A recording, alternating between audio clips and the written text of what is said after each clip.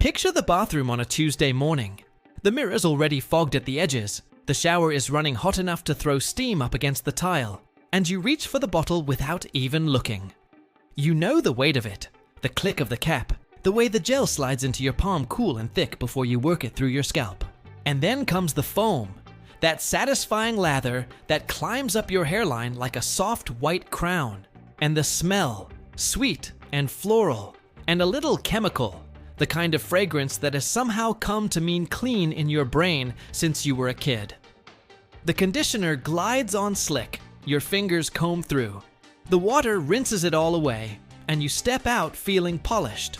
Your hair squeaks under your fingertips. You think, that's what clean sounds like.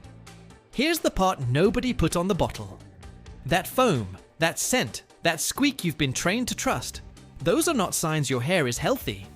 They're signs that a very specific cocktail of surfactants, preservatives, fragrance compounds, and silicone polymers just spent 4 minutes in direct contact with the most absorbent skin on your body, the skin on your scalp, the skin behind your ears, the skin running down the back of your neck.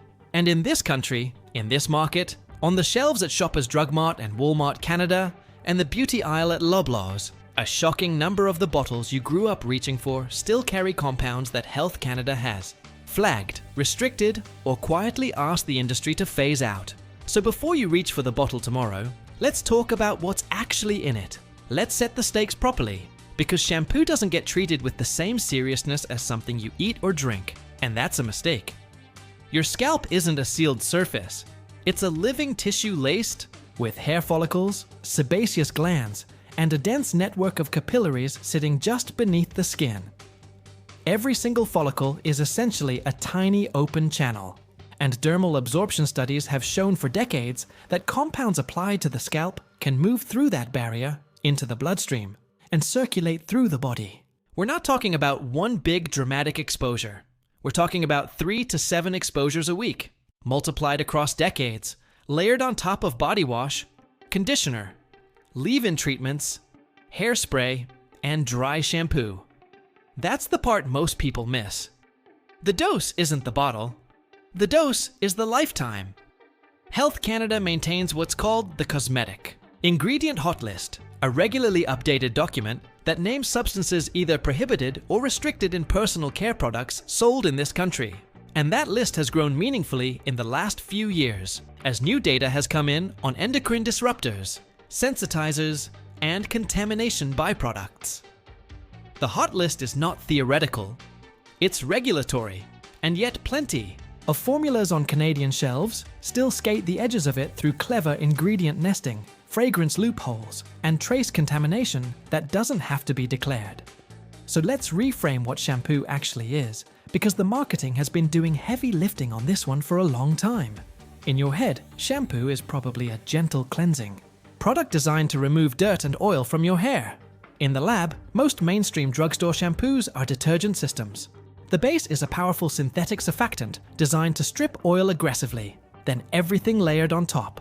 The conditioning agents, the fragrances, the dye, the thickeners, the preservatives exists to make that detergent feel pleasant, smell appealing, and not destroy your hair shaft on the first wash. The pretty bottle, the botanical name, the leaf on the label, those are decoration. The chemistry underneath is industrial. This investigation isn't about scaring you out of washing your hair. It's about following the ingredient list, compound by compound, through 9 of the most common shampoo brands sold across Canada, then handing you 4 genuinely cleaner options you can actually find at Canadian retailers without driving across the city. Plain reading of plain labels. That's it. If you've ever stood in the shampoo aisle squinting at the back of a bottle, wondering what half those words mean, this video is for you. Stick with it to the end, because the verification framework toward the close is the part you'll come back to every time you shop. That's the keeper. Let's start with the surfactant problem, because it's the foundation of nearly every formula on this list. Sodium lauryl sulfate, abbreviated SLS, and its slightly gentler cousin, sodium laureth sulfate, abbreviated SELS, are the workhorses of cheap shampoo. They're what creates that thick, billowing foam you've been trained to associate with cleansing power. And the first brand we have to talk about is Suave. Suave Daily Clarifying, Suave Essentials. The entire core line that sits at the bottom of the price ladder at Walmart Canada and Loblaws leans heavily on sulfate-based surfactant systems combined with synthetic fragrance and preservative chemistry that puts it consistently in the higher concern bands on the 2024-2025 EWG ratings. The issue with SLS isn't a single dramatic harm, it's that it's a known skin irritant. It's been associated with scalp barrier disruption in repeat use studies, and when it's combined with certain ethoxylated co-surfactants. Thus, manufacturing process can leave behind trace 1,4-dioxane, a contaminant Health Canada has explicitly addressed in its guidance to industry. Translation: every wash strips your scalp's natural oil layer harder than it needs to. Your scalp overproduces sebum to compensate, and you end up washing more often, which is exactly the cycle a low-cost shampoo brand benefits from. Verdict on Suave's core sulfate lineup: skip it. Next up, Pantene. And here's where it gets emotionally complicated.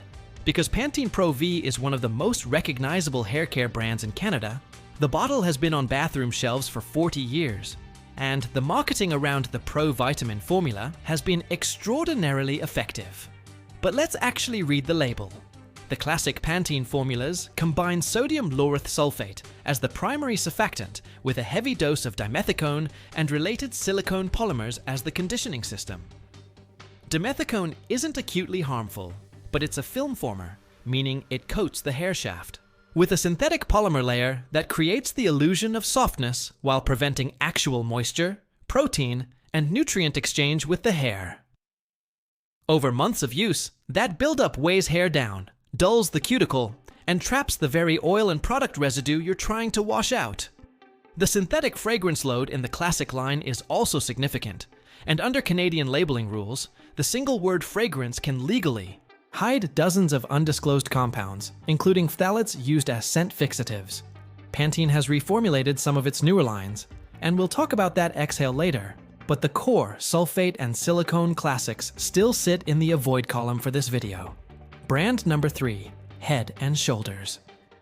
The dandruff angle is what sells this one, and it works because the active ingredient, zinc pyrithione, genuinely does suppress the yeast that contributes to flaking. But the carrier formula is where things get murky. Head and Shoulders relies on sulfate surfactants, plus a preservative system that historically included methylisothiazolinone. Abbreviated MIT, a preservative the European Scientific Committee on Consumer Safety identified years ago as a strong contact allergen, and which Health Canada has placed restrictions on for leave-on products. Even in rinse-off formulas, repeat exposure has been associated with rising rates of scalp contact dermatitis. The fragrance load is also high, and the menthol cooling sensation a lot of people interpret as proof the product is working is actually just a sensory distraction from the irritation the surfactant base is causing. If you genuinely have dandruff, there are zinc pyrithione formulas with cleaner carrier systems. The classic Head and Shoulders bottle isn't the only option, and it's not the cleanest one. Verdict: skip the classic line. Number 4 on the avoid list is Herbal Essences. The name promises botanicals. The bottle is green. The fragrance is intense in a way that fills an entire shower stall within seconds of opening the cap. And that's the first warning. The Herbal Essences Classic and Bio.2 Renew lines lean heavily on synthetic fragrance compounds, and that perfumed punch isn't coming from rosemary essential oil or actual chamomile extract. It's coming from a fragrance blend that, under current Canadian disclosure rules, doesn't have to itemize what's actually inside. Independent fragrance analyses have repeatedly found phthalate compounds, particularly diethyl phthalate, used as fragrance fixatives in mainstream personal care products. And phthalates are a category of compounds that have been associated in peer-reviewed research with endocrine disruption. Combine that with the sulfate base and a preservative system that has historically included formaldehyde-releasing compounds, and the green bottle starts looking a lot less botanical.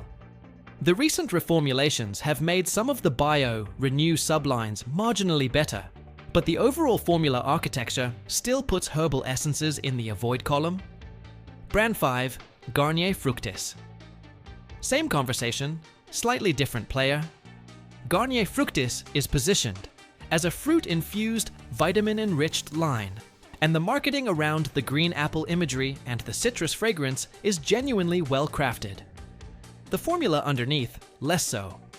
The classic Fructis lines combine sodium lauryl sulfate with a preservative blend that has historically included DMDM hydantoin, a formaldehyde-releasing preservative that slowly releases small amounts of formaldehyde into the product over its shelf life as a way of preventing microbial growth. Health Canada lists formaldehyde itself as a restricted substance, and the formaldehyde releaser category has come under increasing scrutiny in the last several years, with major class action litigation in North America targeting brands that have used these preservatives in hair products. The fragrance load is substantial, the silicone content is heavy, and the cumulative formula is exactly the kind of thing this investigation is asking you to question. Fructis Classic, skip it. Number 6. Tresemme. Marketed as salon quality, sold at drugstore prices, the Tresemme lineup sprawls across dozens of variants at every Canadian retailer. The Keratin Smooth line in particular has been the subject of extensive consumer concern, and there has been ongoing North American litigation related to allegations that certain Tresemme Keratin Smooth formulas contained DMDM hydantoin and contributed to scalp irritation and hair loss complaints among some users. We're not declaring causation here. That's for the courts. What we can say is that the formula architecture across much of the Tresemme range relies on sulfate surfactants, formaldehyde-releasing preservative systems in some lines, and heavy silicone conditioning agents that build up over time. The salon implication in the brand name is doing a lot of work the formula doesn't back up. Verdict: skip the Classic and the Keratin Smooth lines specifically. Brand 7, Dove. This one stings, because Dove has spent 2 decades positioning itself as the gentle, dermatologist-recommended alternative, the kind of brand a lot of Canadians genuinely trust. And to be fair, Dove has done meaningful work on its bar soap formulas. The shampoo line, however, is a different conversation. The Dove Nutritive Solutions and Intensive Repair lines combine sulfate surfactants with synthetic fragrance and silicone systems that earn middle to higher concern ratings in the 2024-2025 EWG database. The dimethicone load is heavy, the fragrance is undisclosed in detail, and the gentleness claim doesn't really survive a close reading of the ingredient list. There's nothing scandalous in a Dove shampoo bottle, but there's nothing particularly clean either. It's a mainstream sulfate and silicone formula in a softer looking bottle. The brand reputation is doing more work than the chemistry. Skip the Classic shampoo lines. Number 8. OGX. The bottle aesthetic is upscale. The fragrance variants are dialed. In for social media, the keratin and biotin and Moroccan argan branding is everywhere at Shoppers Drug Mart. And then you flip the bottle over. The OGX formulas across most of the popular variants list sulfate-based surfactants, dimethicone derivatives, synthetic fragrance, and a preservative system that has, in certain variants, included methylisothiazolinone, or its close chemical cousin, methylchloroisothiazolinone, both of which are on the watch list of multiple cosmetic regulators globally, and which Health Canada restricts for leave-on applications. The argan oil and biotin headlines on the front of the bottle are present in the formula in trace amounts well below what would deliver a meaningful effect on the hair shaft. The marketing is doing the work. The chemistry is mainstream drugstore detergent. OGX Classic lines. Avoid. Brand 9. The climax of this list, the one that earns the most extended treatment, is Nexus. And the reason Nexus gets the dwell is that it's marketed as a premium salon tier brand. It sits at a higher price point, on the shelf at Loblaws and Shoppers, and the perception is that the extra dollars are buying you a meaningfully cleaner or more sophisticated formula. They're not. The Classic Nexus Therapy and Humectress system combines sodium lauryl sulfate as the primary surfactant with an extensive silicone conditioning matrix, including dimethicone, amidimethicone, and several silicone derivatives that build up on the hair shaft with repeat use. The fragrance load is among the highest in the category. That's part of the sensory branding. The heavy floral signature is meant to read as luxurious. Under current Canadian fragrance disclosure rules, the specific compounds inside that fragrance blend don't have to be itemized on the label. And independent industry analyses have repeatedly found phthalate fixatives in this class of premium fragrance loads. The PAG compounds, that's polyethylene glycol derivatives, used as emulsifiers and texturizers in many Nexus formulas, are another concern. PEGs themselves aren't the issue. The issue is that the manufacturing process for PEG compounds can leave behind 1,4-dioxane as a contamination byproduct. 1,4-dioxane doesn't have to be listed on the ingredient label because it's a contaminant rather than an intentionally added ingredient, and Health Canada has issued guidance to industry about minimizing residual 1,4-dioxane in cosmetic products. The classification of 1,4-dioxane by international agencies has placed it in a category of significant concern, and the cumulative exposure from daily use products is exactly the kind of low-dose chronic load that's hardest to study and easiest to ignore.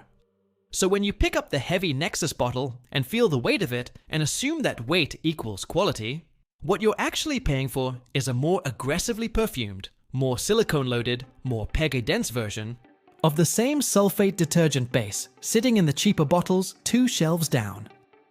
Premium pricing, mainstream chemistry, and a fragrance system that exemplifies the disclosure loophole this entire investigation is built around. Nexus Classic, skip it. And skip it for the most concrete reasons on this list.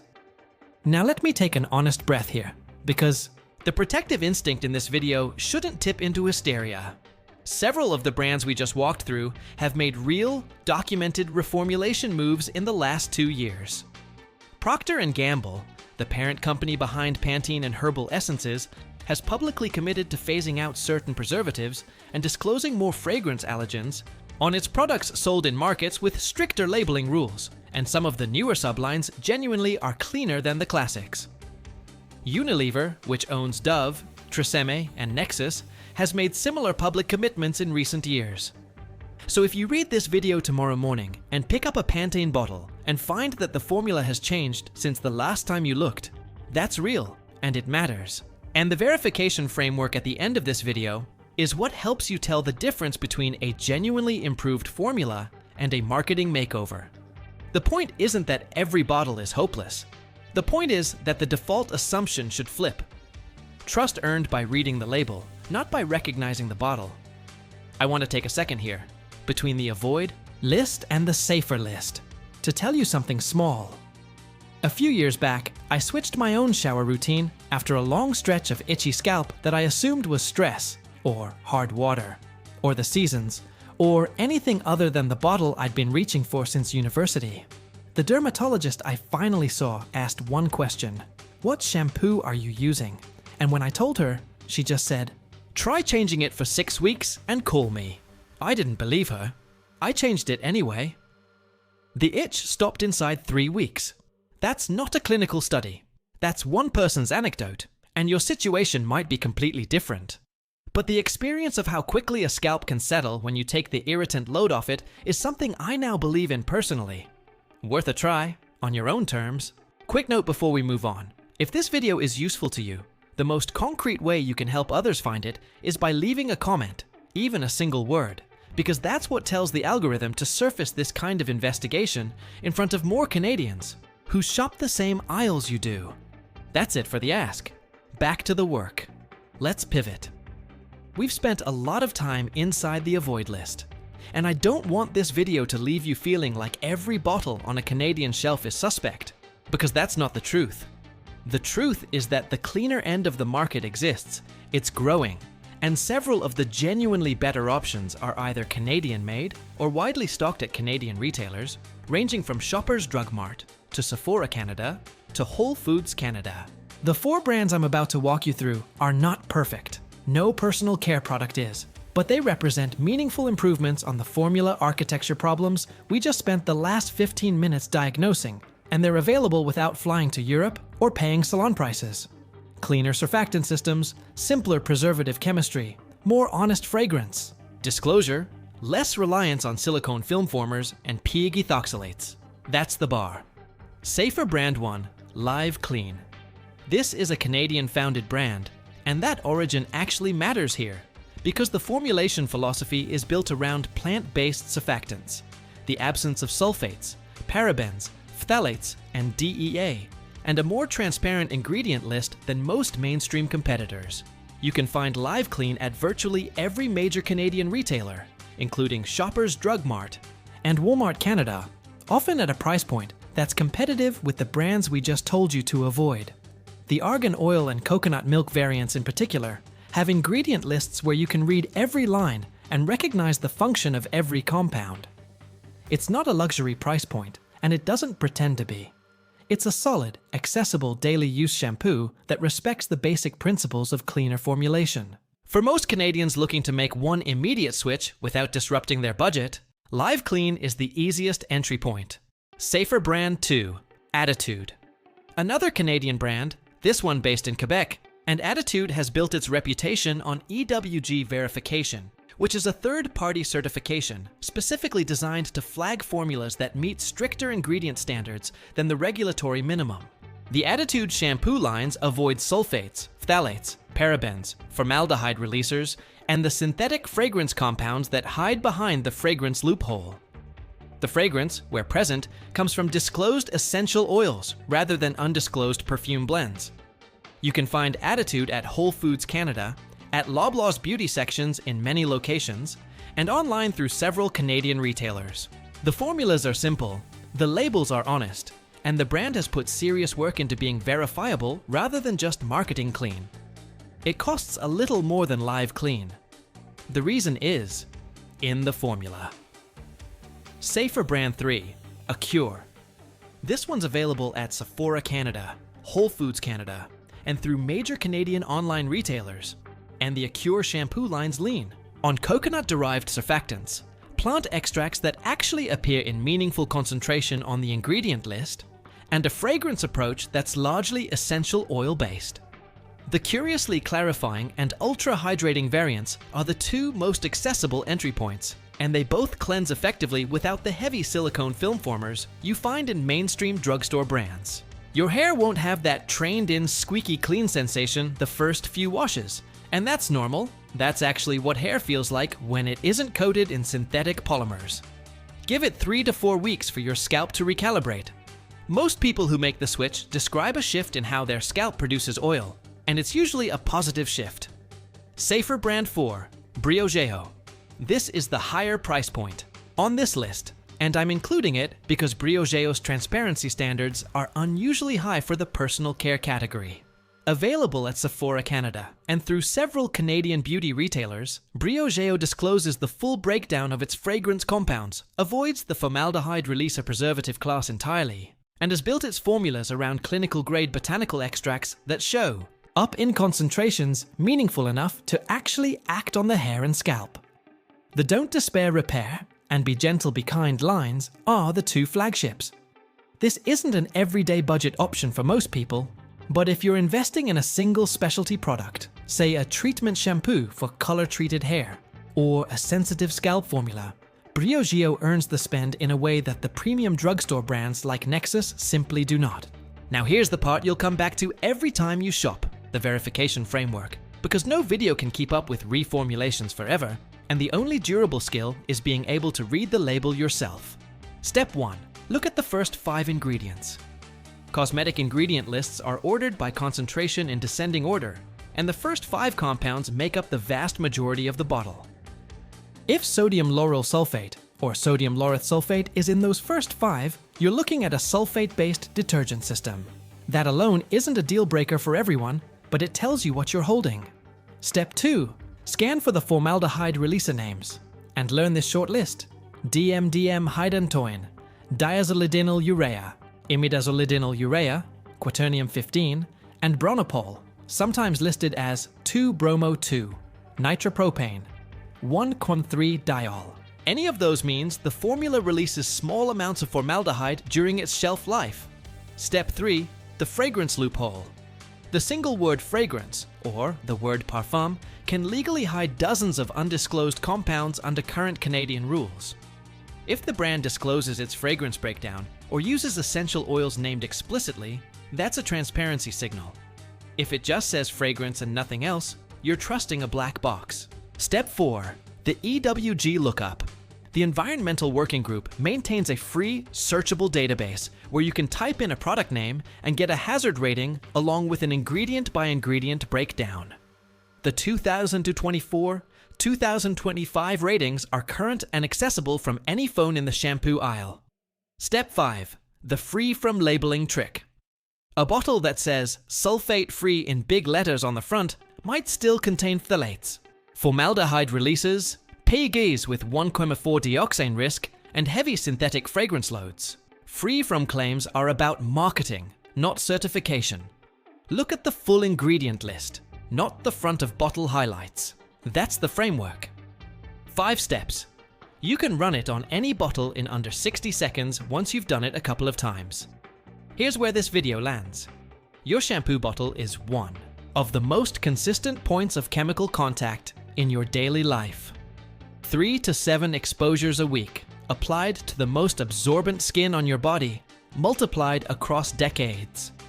The brands you trusted because the bottle was familiar are not necessarily the brands earning that trust on the inside of the formula. Health Canada has done meaningful work in tightening the cosmetic ingredient hot list. The EWG ratings give you a fast independent reference, and the cleaner end of the Canadian market, Live Clean, Attitude, Acure, Briogeo, has grown enough that the switch is genuinely accessible at major Canadian retailers without paying salon prices. None of this requires panic. It requires reading. The protective move isn't fear, it's literacy. Knowing what's in the bottle. Knowing what those compounds do over time. Knowing which brands have actually reformulated and which have only repackaged. That literacy is what you take with you from this video.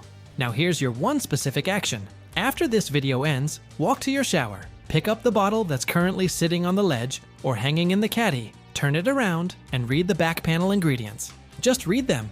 That's the action.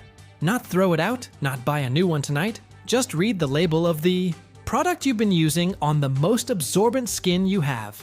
If the first 5 ingredients include a sulfate, if you spot DMDM Heidentoin, or one of its formaldehyde release cousins, if the fragrance line says nothing more than fragrance, you now know exactly what you're holding. And the next time you're in the aisle at Shoppers, at Loblaws, at Walmart Canada, at Sephora, at Whole Foods, you'll read the next bottle differently too.